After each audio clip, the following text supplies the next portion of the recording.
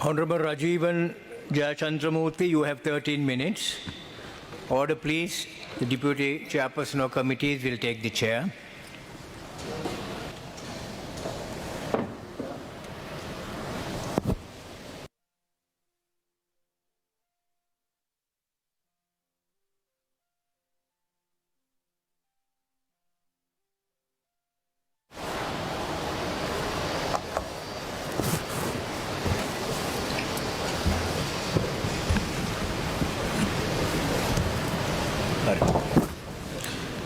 Honorable Deputy Chairman of the Committees,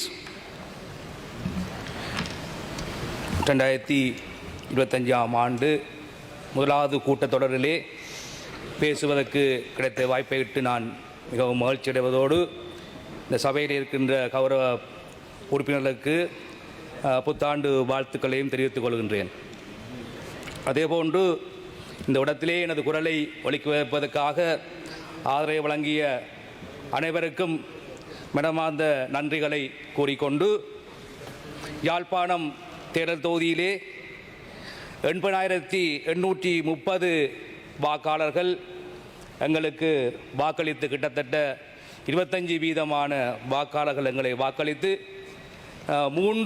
மொத்தம் 6 பாராளுமன்ற உறுப்பினர்களிலே 3 பாராளுமன்ற உறுப்பினர்களை இந்த சபைக்கு அனுப்பியிருக்கிறார்கள்.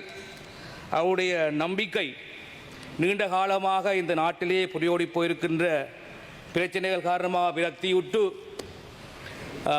ஒரு புதிய மாற்றத்தை நோக்கி இந்த மக்கள் எங்கள் மீது தங்களுடைய நம்பிக்கைகளை வைத்து அனுப்பியிருக்கின்றார்கள். எனவே அவருடைய நம்பிக்கை வீண் போகாதவாறு அவர்களுக்கு நாங்கள் வழங்கிய வாக்குறுதிகளுக்கு அமைக நிச்சயமாக நாங்கள் அந்த மக்களுக்கு சேவை செய்வதற்காக திரசங்கப்பம் போட்டுள்ளோம். உள்நாட்டில் ஏற்பட்ட முரண்பாடுகள், கோவிட் தொற்று காரணமாக மற்றும் கடந்த காலங்களிலே நடைபெற்ற ஆட்சியினுடைய ஊழல்கள் மற்றும் தவறுகள் காரணமாக இந்த நாடு மிக மோசமான ஒரு பொருளாதார வீழ்ச்சியை சந்தித்திருந்தது. இந்த நாடு படுகொலியிலே வீழ்த்திருந்தது. அப்பொழுதுதான் நாங்கள் இந்த ஆட்சியை எடுத்திருக்கின்றோம். அது மக்களுடைய பெரும்பாலான மக்களுடைய நம்பிக்கை இந்த நாட்டிலே புதிய மாற்றத்தை ஏற்படுத்த வேண்டும். கடந்த கால தவறிலிருந்து நாங்கள் மீண்டு இந்த உலகத்திலே இருக்கிற நாடுகளுக்கு ஒப்பாகின்ற இலங்கை நாடும் வர வேண்டும் என்ற ஒரு நோக்கத்துக்காக அவர்கள் எங்களை இந்த அரசாங்கத்தை ஏற்படுத்தி இருக்கின்றார்கள். மிகவும் மோசமாக பாதிப்படைந்த இந்த நாட்டை நாம் மிகவும் நிதானமாகவும் அவதானத்துடனும் அதே நேரம் இந்த நாட்டின் பொருளாதாரத்தை ஸ்திரப்படுத்தி கொண்டு செல்ல வேண்டிய தேவை எங்களுக்கு இருக்கின்றது. அதன் காரணமாகத்தான் நாங்கள் மக்களுடைய தேவைகளை உணர்ந்து மிகவும் சரியான திட்டத்துடன் இந்த நாட்டை நாங்கள் வழிநடத்தி கொண்டிருக்கின்றோம். 2023 ஆண்டில் ஒப்புகையில் 2024 ஆண்டில் நிதிநிலை அறிக்கை ஓரளவுக்கு திருப்தியாக இருந்தாலும் அதற்காக அரசாங்கம் மட்டுமல்லாது நாங்கள் அனைவரும் ஒரு நீண்ட பயணத்தை செய்ய வேண்டிய தேவை எங்களுக்கு இருக்கின்றது. அதற்காக இந்த நாட்டு மக்கள் அனைவரும் எங்களோடு சேர்ந்து பயணிக்க வேண்டும் என்ற தருணத்தில் நான் கேட்டுக்கொள்கின்றேன். அரசாங்கம் ஆட்சிக்கு வந்த இந்த வேளையிலே நெருக்கடிக்கு காரணமாயிருந்தவர்கள் 2022 ஏப்ரலில் ஒருதலை பட்சமாக வெளிநாட்டு கடன் பெறுவதை நிறுத்தியிருந்ததோடு 4 வருட காலத்துக்குள் 8 தவணைகளாக நடைபெற்ற இருந்த $3 பில்லியன் வரையிலான நீடிக்கப்பட்ட கடன் வசதிகளை சர்வதேச நாணய நிதியத்துடன் இணைத்தனர்.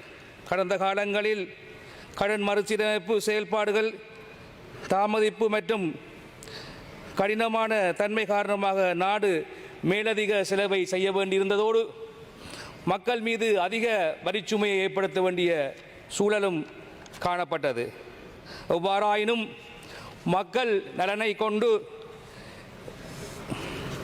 இந்த மக்களுக்காக இந்த அரசாங்கம் திரசங்கப்பத்துடன் பயணித்து வருகின்றது. அதே நேரம் கடன் மறுசீரமைப்பு தொடர்பாக அரசாங்கம் பல்வேறு முயற்சிகளை எடுத்து வருவதுடன் பல மட்டங்களில் இணக்கப்பாடும் கண்டு வருகின்றது. நமது நிதி ஸ்திரத்தன்மை மேற்கொள்ளப்பட்ட முயற்சிகளை சுயாதீன 3ஆம் தரப்பால் பாராட்டப்பட்டதோடு அதே நேரம் அதனுடைய தராதரம் உயர்த்தப்பட்டும் இப்பொழுது காணப்படுகின்றன.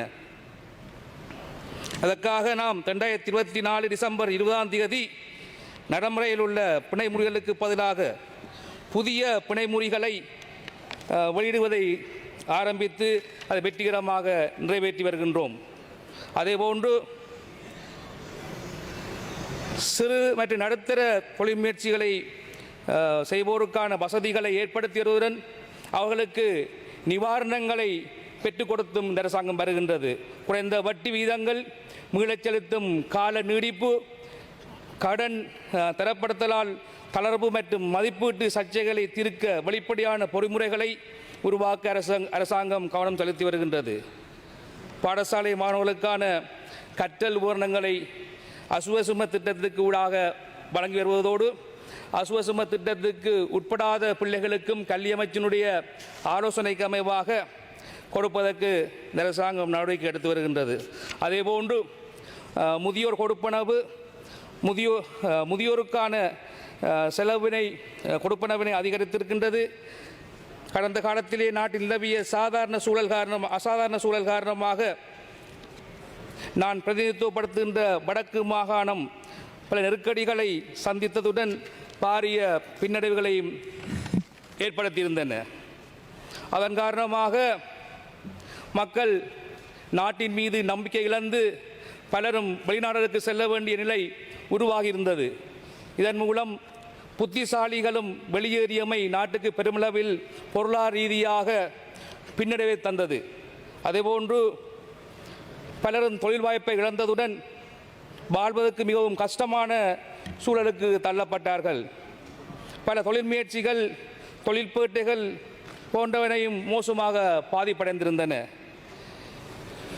யாழ்ப்பாண மாவட்டத்திலே கிட்டத்தட்ட 21,456 குடும்பங்களைச் சேர்ந்த 92,000 மீனவர்கள் வாழ்ந்து வருகின்றார்கள்.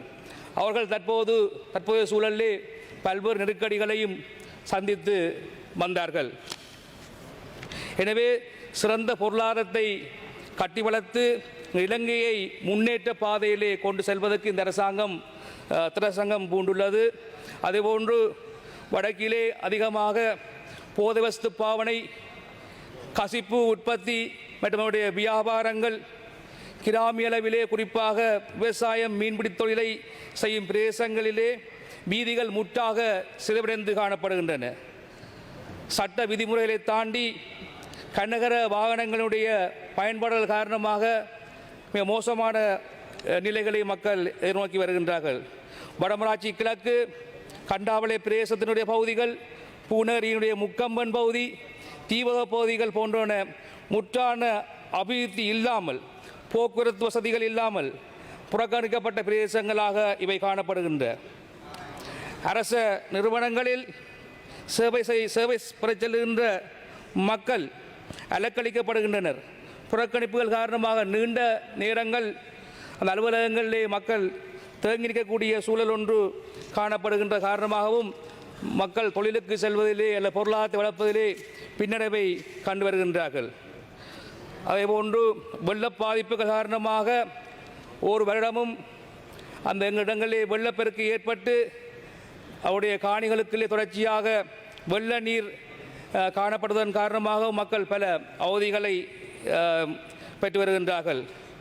கிராமப்புற மக்கள் குறிப்பாக வங்கி வசதிகள் மற்றும் போக்குவரத்துகள் வசதிகள், தொலைத்தொடர்பு சாதன வசதிகள் இல்லாமையால் மக்கள் கிராமப்புறங்களிலே பெருமளவிலான பாதிப்பை ஏற்படுத்தி வருகின்றார்கள். குறிப்பாக நகரப்புறங்களிலே வாழுகின்ற மக்கள் நல்ல சேவையை பெற்றுக்கொள்கின்ற போதும் கடகடந்து வாழுகின்ற அல்லது கிராமிய புறங்களிலே வாழுகின்ற மக்கள் அவருடைய சேவையை பெற்றுக்கொள்ள முடியாமல் இருந்தது. அதற்கு காரணம் கடந்த காலங்களிலே முன்னெடுக்கப்பட்ட தவறான ஆட்சி முறை மற்றும் நிர்வாகங்கள் காரணமாகவே மக்கள் இவ்வாறான நெருக்கடிகளுக்கு முகம் கொடுத்து வருகின்றார்கள்.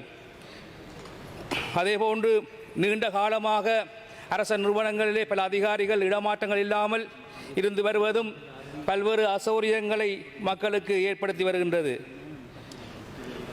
கடந்த காலங்களிலே அமல்படுத்தப்பட்ட கல்விக் கொள்கைகள் காரணமாக வடக்கில் பல பாடசாலைகள் மிக குறைந்த பிள்ளைகளுடன் இயங்கி வருவதோடு பல பாடசாலைகள் மூடப்பட வேண்டிய அபாய நிலையிலேயுமே காணப்படுகின்றன. அதன் காரணமாக ஆசிரிய வளங்கள் அரச வளங்கள் என்பன வீணடிக்கப்படுகின்ற சந்தர்ப்பங்கள் ஏராளமாக காணப்படுகின்றன. நகரப்புற பாடசாலைகளுக்கு செல்கின்ற மாணவர்கள் கிராமப்புற பாடசாலைகளில் செல்வதில்லை. அதனால் மிகவும் சொற்ப அளவிலே சுவர்களை பார்த்து கற்பிக்கக்கூடிய நிலையிலே தான் ஆசிரியர்கள் காணப்படுகின்ற நிலைமை மிக மோசமாக காணப்படுகின்றது. அதேபோன்று வடக்கிலே சட்டவிரோத மரக்கடத்தல்கள், மணல், கனிம பொருட்களினுடைய கடத்தல் காரணமாக நம்முடைய நிலம் அழிவடைகின்ற நிலைமை காணப்படுகின்றது. எனவே எங்களுடைய அரசாங்கத்திலே அது சம்பந்தமாக நாங்கள் மிகுந்த கவனம் செலுத்தி அதை நாங்கள் பாதுகாக்க வேண்டும் என்று இந்த நேரத்தில் கேட்டுக்கொண்டு, மேய்ச்சல் தரைகளாக காணப்படுகின்ற பல நிலங்கள் சட்டவிரோதமாக வேறு தொழிலுக்கு பயன்படுத்தப்படுவதால் விலங்கு வேளாண்மை பாதிக்கப்பட்டு காணப்படுகின்றன. நெற்களஞ்சிய சாலைகள் போதிய அளவிலே காணப்படாமை, நெல்லை உலர விடுகின்ற இயந்திரங்களுடைய பற்றாக்குறை, அரிசி கொள்வனவுகளுக்குரிய உரிய விலைகள் செய்யப்படாமை காரணமாகவும் நெல் உற்பத்தியிலே பாரிய வீழ்ச்சிகள் காணப்படுகின்றது. அதேபோன்று முன்பள்ளித்துறையிலே பல்வேறு சவால்கள், நெருக்கடிகளும் காணப்படுகின்ற மிக குறைந்த வேதனத்திலே இந்த ஆசிரியர்கள் கற்பிக்கின்றார்கள். அவர்கள் ஒவ்வொரு நாளும் எங்களிடம் தொடர்ந்து முறையிட்டு தங்களுடைய வேதனங்களை உயர்த்துமாறு கேட்டுக்கொள்கின்றார்கள். அதேபோன்று முறையான ஒரு இதை பின்பற்ற வேண்டும். So I would like to point out the 6 key areas of the focus for the north. The northern region with its 5 districts holds significant potential for development.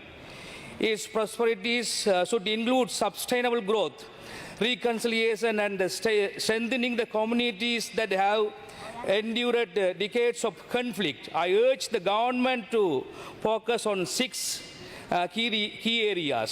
First one is infrastructure of the development. Second one, economic empowerment. Third one, the youth unemployment. And the fourth one, environmental sustainability, safe tourism. The northern Sri Lanka is a home to over 26 tourism sites, each rich in the history and culture. The region should prepare to welcome at least 1 million tourists by 2025. Expanding tourism infrastructure with 5,000 new local rooms, including flights and ferry services to destinations. And also national reconciliations. After decades of the conflict, national reconciliation in the north is essential. Is strengthening coexistence communities, rehabilitating war-affected communities, and addressing the needs of those infected by the conflict are all critical. කාලය අවසන් මන්ත්‍රීතුමා. And Honorable Deputy Chairman of the committees, this is not merely a call to support northern Sri Lanka, but a call to invest in the future of our entire nation.